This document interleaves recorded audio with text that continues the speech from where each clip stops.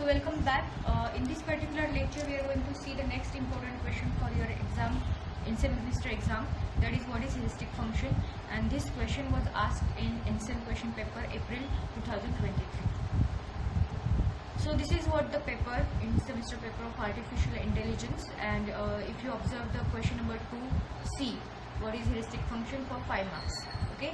So today I am going to discuss how to write the answer for this question. What is heuristic function, for 5 marks. So let's start. So let's understand what is heuristic function. So a heuristic function is a function that estimates the cost or the distance to reach the goal state from a given state in search algorithm. तो आपको एक given state दी जाती है और आपको कहाँ पे reach करना होता है, गोल स्टेट पे रीच करना होता है. सो ह्यूरिस्टिक फंक्शन बेसिकली क्या करता है, it will give you an estimation, okay, और it will give the estimate of the cost, और you can say the distance to reach from goal state to reach from the start state or given state to goal state, right? So it is typically used in problem solving and pathfinding algorithms like A-star algorithm and greedy best first search. Okay, so this heuristic function basically used in A-star and greedy best first search algorithm. The heuristic provides a way to guide the search process by suggesting the most promising path based on the available information. So why we are using heuristic? Because it guides the search process or search algorithm by suggesting some promising path based on the available information. We know that heuristic function means what? It is an estimation of the cost or the distance. Okay, so it is an additional information that problem is having, and by using this additional information, the search algorithm can find out the most promising path. The heuristic function is designed to be problem specific, and it is often used to make the algorithm more efficient by reducing the search space. Yes, so heuristic function basically guiding us to find out the goal or to reach towards the goal. So the function should be a problem specific, and it should be more efficient by reducing the search space. The search space means what? All possible solutions will be available in that search space, and if we know the suggestions, or if we have some guidance to reach towards the goal, then again it will be more efficient for us to find out to reach towards the goal. So if you talk about the example, so 8 puzzle problem is an example of heuristic function, or we can say that heuristic function is used in 8 puzzle problem. So the 8 puzzle is a classical problem in artificial intelligence, and it consists of 3x3 grid with numbered tiles and one empty space. So basically यहाँ पे क्या होता है, एक 3x3 का एक grid होता है,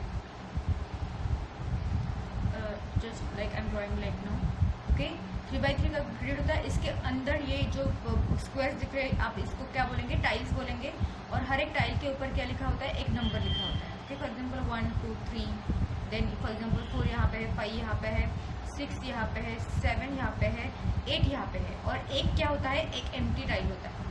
okay, so this is what our empty tile. इस तरीके से आपको एक कॉन्फ़िगरेशन दिया होता है, and also you have given one goal state. तो आपके पास गोल स्टेट भी है और इनिशियल स्टेट भी है. इनिशियल स्टेट को इनिशियल कॉन्फ़िगरेशन भी बोल सकते हैं आप लोग. So 1 2 3, then 4 5 6 7 8. Okay, and for example this is our goal and this is our what, initial state. Okay, तो आपको क्या करना होता है कि हर एक टाइल को गोल की टाइल से मैच करना होता है. ओके, अगर 1 यहाँ पे है तो वो भी वहाँ पे होना चाहिए. हर एक नंबर जो भी आपको इनिशियल कॉन्फ़िगरेशन दिया है वो आपको गोल स्टेट से के साथ कंपेयर करना है और चेक करना है कि वो मिसप्लेस्ड है या फिर करेक्टली प्लेस्ड है, right. So the goal is to move the tiles around in such a way that the tiles reach a predefined goal configuration. तो यहाँ पे आप ऑब्जर्व कर सकते हो 1 2 3, ये तीनों जो टाइल्स है, ये 1 2 3, तो ये अपनी अपनी जगह है. So no misplaced tiles available in row number 0. Okay, now 7 5 6, यहाँ पे 4 5 7. ओके, तो यहाँ पे क्या है, ओनली 5 इज करेक्टली प्लेस्ड है, 4 and 7 is not correctly placed. Okay, 4 यहाँ पे होना चाहिए लेकिन वो है यहाँ पे. अगेन 7 यहाँ पे होना चाहिए लेकिन वो है यहाँ पे. सो अगेन ये दो टाइल्स क्या है, मिसप्लेस्ड है, अपनी अपनी जगह नहीं. हम गोल स्टेट के साथ कंपेयर कर रहे हैं, right. Similarly 8 and 4 is also not properly placed, और we can say 8 is what, misplaced, and 6 is also misplaced. So हमें क्या करना होता है, ये हमें नंबर मूव करने होते हैं. Okay, so we have 4 directions to move. क्या कर सकते हो, ये जो एम्प्टी टाइल है वो मूव कर सकते हो। ओके, फॉर एग्जाम्पल 8 को आप अगर राइट में लेते हो तो एम्प्टी स्पेस वहाँ पे चला जाएगा और 8 एम्प्टी स्पेस के बदले आ जाएगा, right. So that we can match this 8। Okay, 8 हमें यहाँ पे मिडिल में चाहिए, लेकिन वो है कहाँ पे, लेफ्ट पे। तो आप क्या कर सकते हो, यहाँ पे टाइल को आप लेफ्ट पे अगर स्वैप करोगे या फिर शिफ्ट करोगे लेफ्ट पे मूव करोगे तो 8 यहाँ पे आ जाएगा, एम्प्टी स्पेस यहाँ पे आ जाएगी, ये स्वैपिंग परफॉर्म हो जाएगा। और हमारा गोल सेट भी वही बोल रहा है कि हमें 8 यहाँ पे ही चाहिए। Okay, so we have 4 directions with us. So आप एम्प्टी टाइल को अप में मूव कर सकते हो, डाउन में मूव कर सकते हो, लेफ्ट में मूव कर सकते हो या फिर राइट में मूव कर सकते हो to match the initial configuration with the goal configuration. When solving a 8 puzzle problem, a heuristic function is used to estimate how far a given configuration is from the goal state. तो यहाँ पे role क्या है heuristic function का, to calculate or to estimate how far your given configuration is from goal state. Okay, तो आपका goal state and given configuration में कितना दूरी है, मतलब ये 8 यहाँ पे होना चाहिए, तो ये एक मूव की दूरी पर है। ओके, फॉर एग्जाम्पल 8 कहाँ पे है, यहाँ पे है 8 वाला, यहाँ पे 8 है और यहाँ पे कहाँ पे होना चाहिए, मिडल में होना चाहिए। तो अगर बस मैं एक मूव करूँ, राइट मूव अगर मैं 8 को करती हूँ या फिर लेफ्ट मूव में अगर हम ए नंबर को नहीं मूव करते, हम क्या करते हैं, एम्प्टी स्पेस को मूव करते हैं। अगर एम्प्टी स्पेस को मैंने अगर लेफ्ट को मूव किया तो 8 अब अपनी जगह आ सकता है।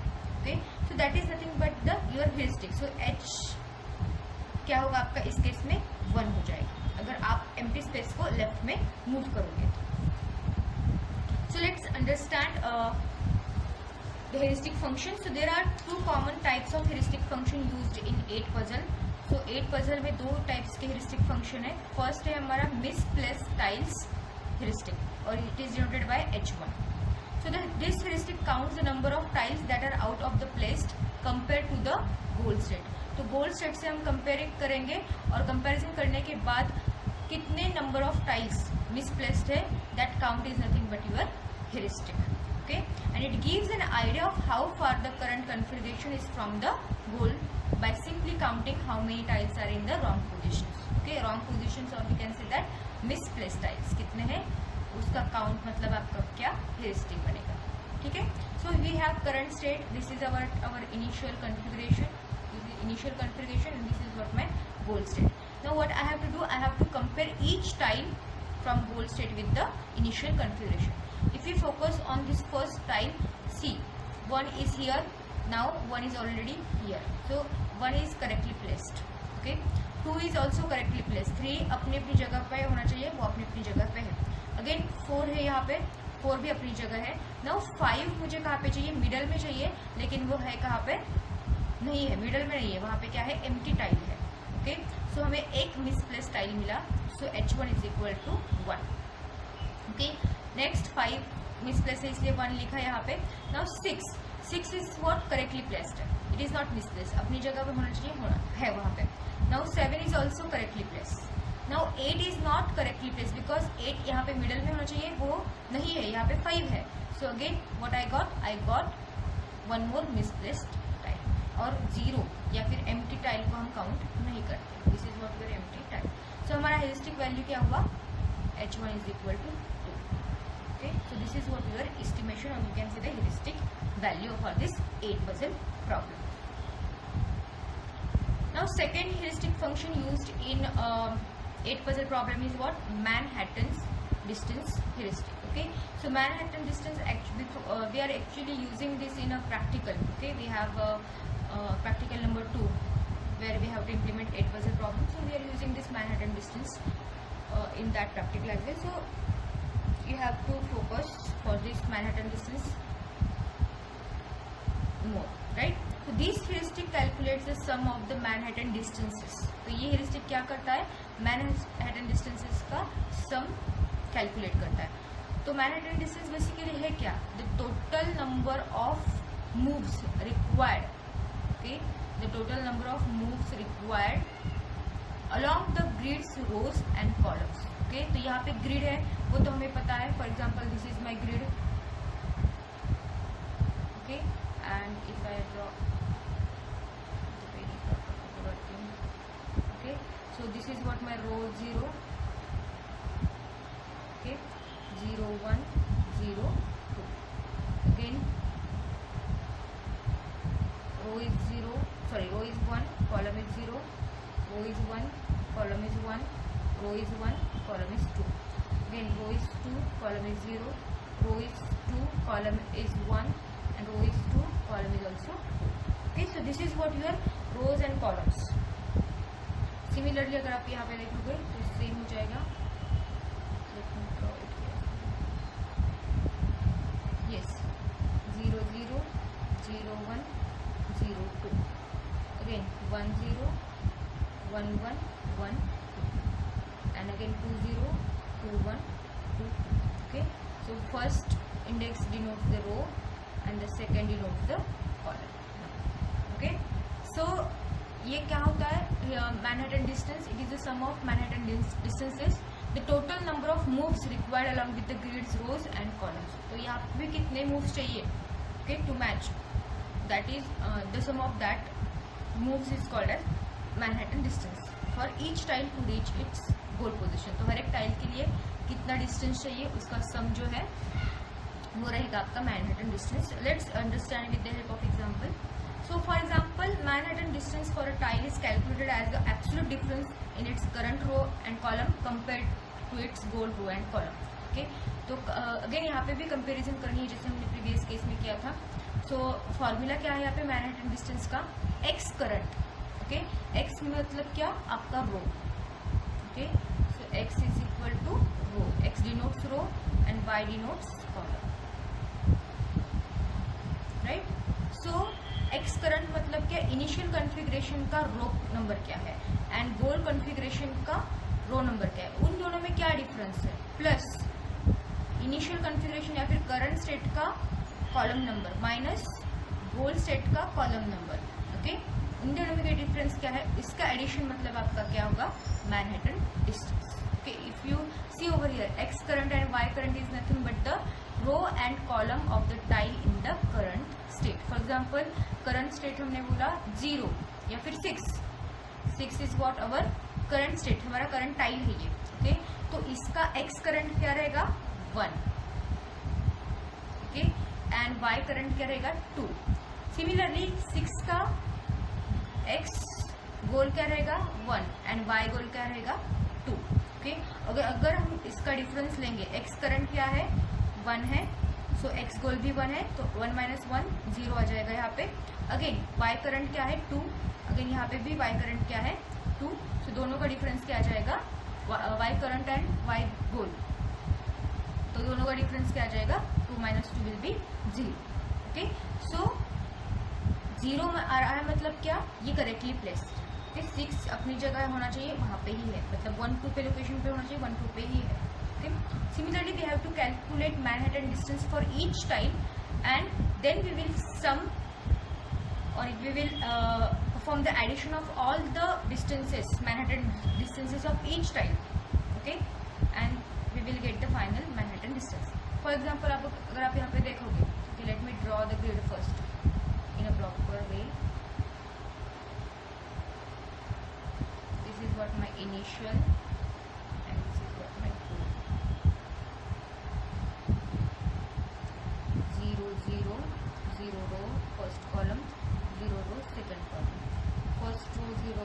First row, first column, first row, second column. Second row, 0 column, second row, first column, and second and second column. Similarly, 0 0 1 0 2 0 0 1 1 1 2 1 2 2 1 2 and 0. Okay, तो हमने इंडेक्स लिखे हुए हैं. Now what is the formula for this? अगर हम formula की बात करें, X current minus X goal, X current minus X goal plus Y current minus Y, Y current minus Y. ठीक है, तो करंट पोजीशन ऑफ टाइल 1 की current position क्या है? 0 0. Okay, X current and Y current is what? 0. Similarly goal position भी क्या है? 0 0. अगर हम मैनहट्टन डिस्टेंस कैलकुलेट भी करें, ओके, एक्स करंट 0 है, एक्स गोल 0 है, वाई करंट 0 है और वाई गोल भी 0 है, तो हमें क्या मिल रहा है? 0. Okay, so total Manhattan distance will be 0 for tile 1. Similarly for tile 2 current position क्या है उसकी, tile 2 की 0 1 है, 0 1 है, 0 minus 0 0, 1 minus 1 again 0. So Manhattan distance will be 0. For tile 3 0 2 is the current position, goal position is also 0 2. अगर हम formula में values डालेंगे तो हमें क्या मिलेगा, 0 मिलेगा. Tile number 4 again 1 0 1 0, current position 4 1 0 है और यहाँ पे भी 1 0 है. तो रो से रो माइनस किया, कॉलम से कॉलम माइनस किया, हमें क्या मिला आंसर 0. राइट. सो क्यों मिला ये सब 0, क्योंकि ये सारे करेक्टली प्लेस्ड है. देखो आप 1 2 3 अपनी जगह, गोल में क्या होना चाहिए, 1 यहाँ पे होना चाहिए, करंट में है, 2 में 2 यहाँ पे होना चाहिए, यहाँ पे है, 3 यहाँ पे होना चाहिए है, 4 भी अपनी अपनी जगह है. Now 5. Okay, so for tile 5 before 5 we will see about 0 और empty space. Okay, current position क्या है, empty टाइल कहाँ पे है, यहाँ पे मिडल में है, क्या है उसका लोकेशन 1 1, एंड गोल पोजीशन कहाँ पे है 2 2. But if you read this line, since we do not count empty space in Manhattan distance, it is ignored in the calculation. तो Manhattan distance में हम empty space का calculation नहीं करते हैं, that's why we are ignoring this. Now tile number 6, tile number 6 कहाँ पे है, यहाँ पे 1 2 की पोजीशन है, करंट पोजीशन क्या है उसकी 1 2, और गोल पोजीशन क्या है उसकी, गोल पोजीशन है अगेन 1 2 1 2 1 2 है, मतलब 1 से 1 माइनस हुआ एंड 2 से 2 माइनस हुआ, आंसर हमें मिला 0. सिमिलरली करंट पोजीशन 2 0 है टाइल नंबर 7 की, एंड गोल पोजीशन है 2 0. सो अगेन 2 minus 2 किया हमने, x current minus x goal and y current minus y goal. Okay, so again हमें 0 मिला, that means it is also correctly placed. Now focus on tile number 5. Tile number 5, right. So current position क्या है tile number 5 की, यहाँ पे है, second row and first column, that is 2 1. Second row है हमारी, ये रो नंबर 0 1 2, ये column number 0 1 and 2, right. So 2 and 1, so 2 1 is the current position of tile 5, and goal position is what, this first row and first column. So 5 कहाँ पे 1 1 पे. Okay, so again if you take the difference, 2 minus 1 and 1 minus 1 0, so 2 minus ये हो गया, 2 minus 1 हो गया 1, minus 0 is equal to 1. So आपको क्या करना पड़ेगा, Manhattan distance is what, 1. Why? Because we need 5 here in the middle, but है कहाँ पे इनिशियल में, यहाँ पे. If we shift this up, or you can say that empty tile को आपको क्या करना है, डाउन में मूव करना है, या फिर 5 का आप बोल सकते हो, अपवर्ड आपने मूव किया, then you will reach to your goal tile. आपका गोल टाइल कहाँ पे, 5 यहाँ पे है, फिर तो आपको वहाँ पे ही चलना. सो एक मूव आपको स्टेप अप करनी पड़ रही है. नाउ टाइल 8, टाइल 8 की करंट पोजीशन क्या है, 2 2 है.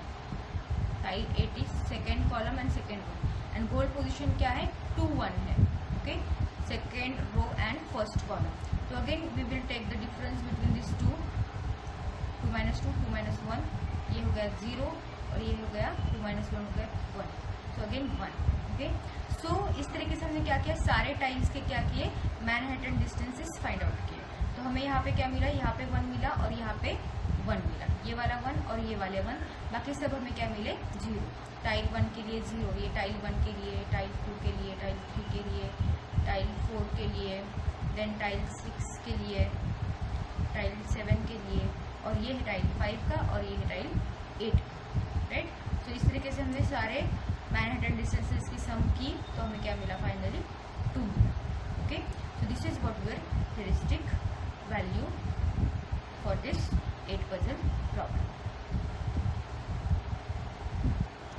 Okay, so example of using heuristic in A star algorithm. तो ए स्टार एल्गोरिथम में हम हेरिस्टिक यूज करते हैं. So A star algorithm use both actual cost to reach to the state, और एक्चुअल कॉस्ट हम डिनोट करते हैं जी ऑफ एन से. Okay, G of N is our actual cost, and then heuristic H of N to determine the best path. Okay, so the formula used is what, F of N is equal to G of N plus H of N. So G of N is what, the actual cost to get the state N, h of n is the heuristic estimate of the cost to reach to the goal state from state n, and f of n is total estimated cost of the cheapest solution through state n. So this is what the heuristic function. So summary में हम बोल सकते हैं the heuristic function that estimates the cost of reaching the goal from a given state. It helps the algorithm make the intelligent choices by guiding it towards the most promising paths instead of the exploring blindly. And why we need to use heuristic? Because it speeds up the search by reducing the unnecessary exploration. It uses the problem specific knowledge to make better decisions, and it helps find near optimal solution efficiently because we have heuristic or we have additional information, you can say. So thank you for watching.